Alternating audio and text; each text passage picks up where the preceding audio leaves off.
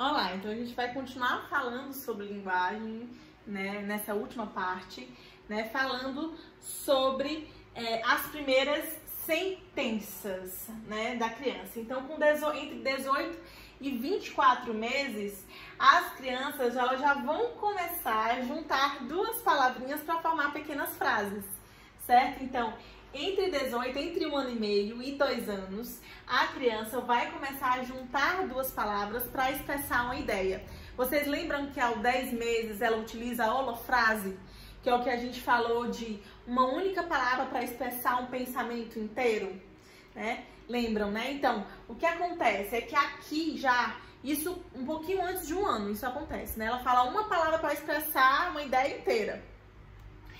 Com 1 ano e meio, entre 1 ano e meio e 2 anos, ela já vai começar a juntar duas palavras por entender que precisa fazer isso, por entender que cada coisa tem uma palavra específica, para formar uma pequena frase, né? Para formar ou para expressar uma ideia, né? E aí entra o que a gente chama de fala telegráfica. Essa fala telegráfica, ela expressa são poucas palavras que expressam ideias essenciais, né?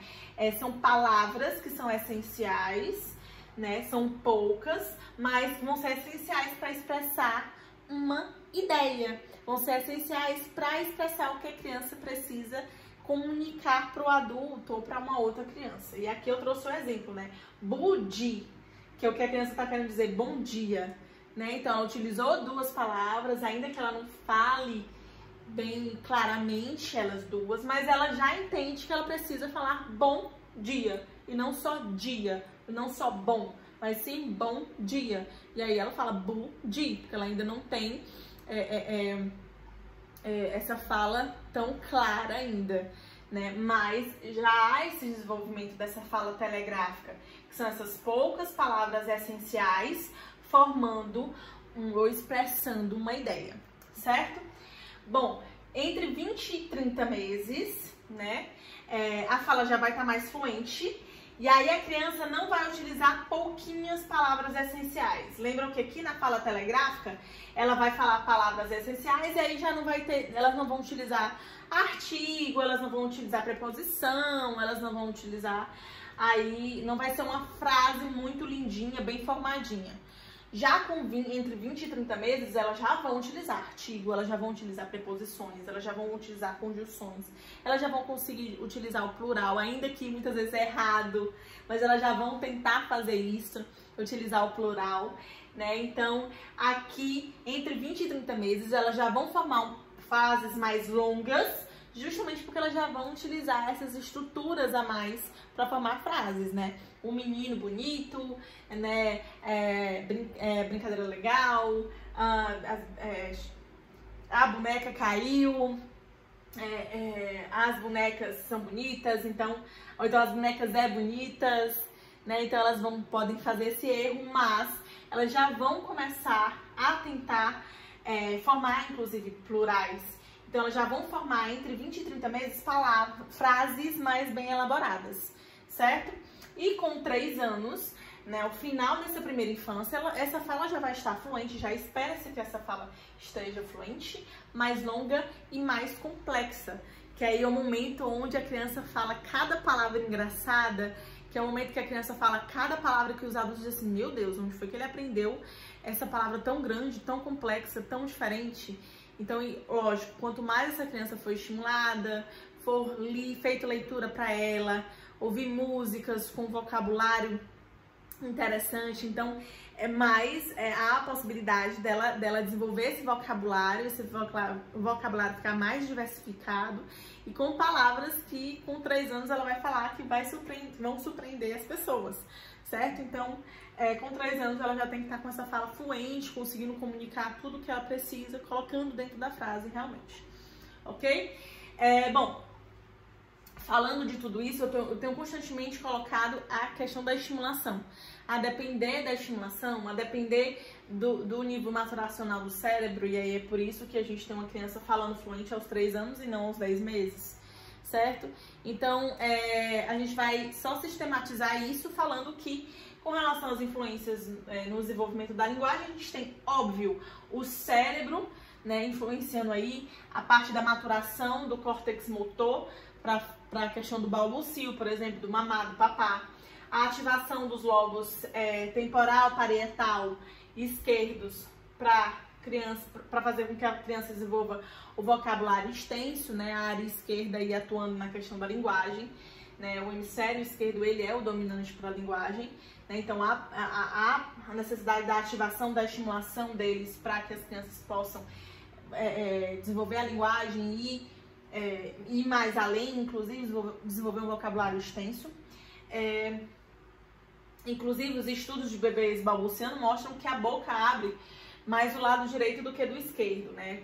Considerando aí o cruzamento com relação à região cerebral e ao corpo, a gente tem que o hemisfério esquerdo ele controla a região direita da gente, né? Então, estudos demonstraram que o bebê balbuciando ele abre um pouquinho mais a boca do lado direito, demonstrando que é o cérebro, o hemisfério esquerdo, né, que está no controle da linguagem. Aqui é só uma questão de estudo, de exemplo aí, ou de demonstração do que a gente está falando, né? Mas o fato é que, óbvio, eu preciso ter uma maturação cerebral para que eu tenha um desenvolvimento de uma linguagem. E aí a gente está falando aqui que é principalmente o hemisfério esquerdo, porque ele é o dominante para a linguagem.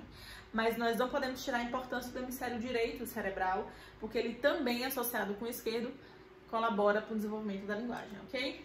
E além da maturação, além do cérebro envolvido nisso, a gente tem também, obviamente, as influências externas, a interação social como sendo um fator fundamental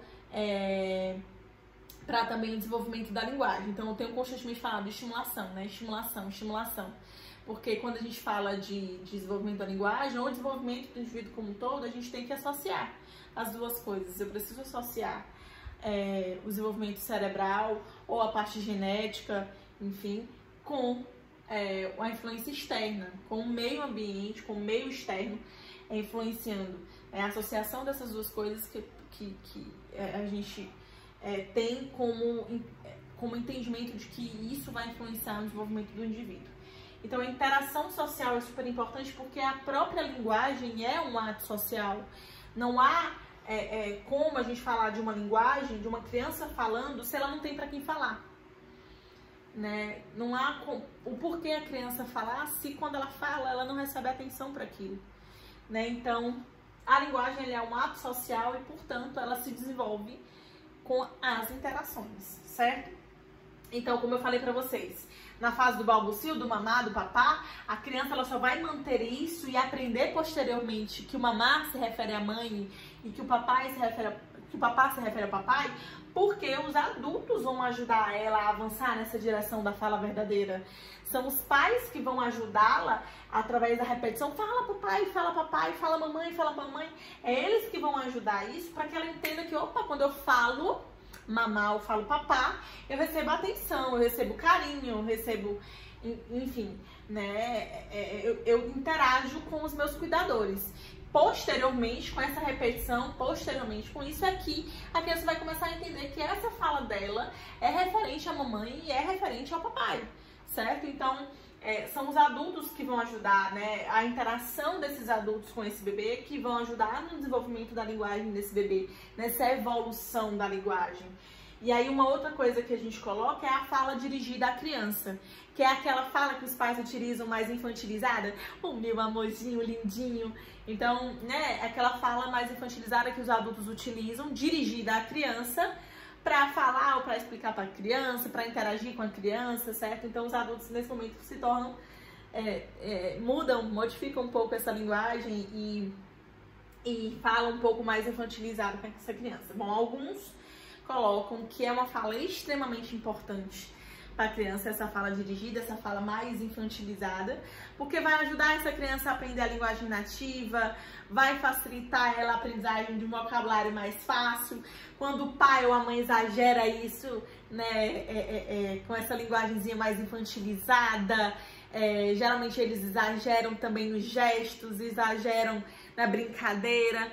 Isso chama mais a atenção da criança. né? E faz com que ela aprenda mais rápido as coisas. Por quê? Lembram que eu falei que a criança, ela aprende a palavra, as primeiras palavras que ela aprende são palavras que elas têm interesse, que geram interesse nela. Então, alguns teóricos dizem que a fala dirigida à criança, essa fala mais exagerada, mais infantilizada, mais repleta de lúdico, faz com que a criança ela tenha mais interesse nessa fala e ela consiga aí aprender mais palavras, né? Além de aprender, obviamente, a língua nativa. Já outros teóricos colocam que a fala dirigida à criança não é tão interessante, porque é uma fala que vai acabar ensinando, por exemplo, palavras que são inadequadas, porque às vezes os pais, inclusive, falam errado nesse início, né, de vocabulário, de desenvolvimento da linguagem, imitando a criança, falam de uma maneira mais infantilizada. Então, alguns teóricos falam que não, que é interessante que os adultos falem como adultos mesmo, para que a criança possa aprender um vocabulário mais certinho, para que a criança possa aprender melhor o seu vocabulário, desenvolver melhor o seu vocabulário. Então, essa fala dirigida à criança não seria tão interessante, de acordo com alguns teóricos, né? Eles questionam aí essa fala dirigida, porque eles acham que a criança aprende melhor se ela ouvir melhor, ou se ela ouvir palavras mais corretas, enfim. Ok? Bom, dentro de tudo isso, o que a gente quer dizer é que a influência no desenvolvimento da linguagem está relacionada à maturação cerebral, está relacionada à interação social, a essa estimulação cognitiva, essa estimulação que os pais ou que os cuidadores vão dar a essa criança através da sua interação com ela, né, da utilização da linguagem com essa criança, dessa sensibilidade, né, de poder sentar no chão, brincar com essa criança, ser sensível, escutar a criança, entender quais são as necessidades dela, né, e dessa consideração positiva, né, de estar sempre aceitando e sempre interagindo com a criança, principalmente no primeiro momento, de uma maneira bem lúdica, né, bem prazerosa, sem punições, né, sem brigas e discussões com essa criança, mas sim considerando tudo que ela está trazendo e respeitando essa fase tão importante na vida dela, que é o desenvolvimento da linguagem, ok? E estimulando de maneira correta, né? Estimulando com palavras, né, que são aceitáveis socialmente, por exemplo, com músicas que possam ajudá-las a desenvolver esse vocabulário, ok? Então, todas essas coisas que a gente falou até aqui vão ajudar essa criança no desenvolvimento da sua linguagem, certo? E aí, os estudos falam o seguinte, gente, que a capacidade linguística inicial, né, da criança, ela é mais afetada, inclusive, pelo ambiente doméstico do que pela sua genética. Então, olha aqui a importância da interação social dentro de casa, da utilização da linguagem com essa criança, de conversar com a criança, de dialogar, de brincar, de, enfim, promover aí essa estimulação cognitiva. Porque o início da linguagem, lembra que eu falei pra vocês que no início o vocabulário é mais lento, a aquisição do vocabulário é mais lenta, né? Então, se eu tenho um ambiente que estimule, isso pode ajudar a criança a ter maior facilidade de adquirir novas palavras, né? Então, o ambiente doméstico, o ambiente de casa, ele é mais importante, no caso da linguagem, do que a genética. E a leitura pode influenciar, sim, como eu falei pra vocês, esses pais que leem para seus filhos, que contam história para os seus filhos, né? E aí, posteriormente, que fazem com que a criança, quando a criança já tenha atingido aí a fase de ler, né, faz com que haja uma melhor qualidade da fala da criança, ajuda no letramento e futuramente no seu desempenho escolar. Então, principalmente os pais que leem para sua criança, que adquirem um hábito de ler e que ajudam a ela ter posteriormente aí o hábito de ler, mas que mostram para ela a importância do ler, leem histórias para ela, faz com que haja uma melhora na qualidade da fala, no letramento e futuramente ajudam essa criança a aprender a ler, inclusive mais rápido, certo? Então, por aqui a gente finaliza as nossas influências com relação ao desenvolvimento da linguagem e a gente finaliza a nossa aula sobre desenvolvimento cognitivo na primeira infância. Espero que vocês tenham gostado e aguardem que ainda tem mais coisas para falar sobre a primeira infância no momento oportuno, ok? Um abraço para vocês e qualquer dúvida eu estou à disposição. Tchau!